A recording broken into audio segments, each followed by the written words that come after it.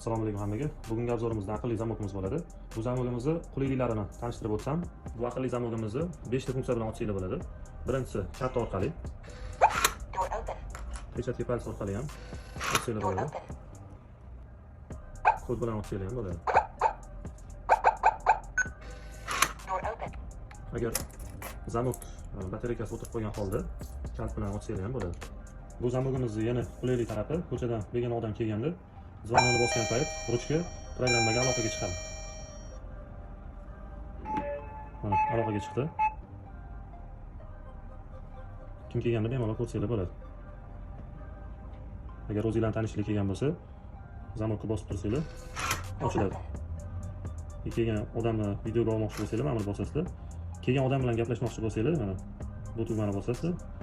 Bemalol gaplashsanglar bo'ladi. Chiqib ketasizlar programmadan. Yana buni yaxshi tarafi saqlanib qolgan bo'ladi kelgan odamni. Mana qo'yishinglar mumkin. Kimga shunaqa aqlli zamonlar kerak bo'lsa, bemalol pastki nomerlarga aloqaga chiqasizlar.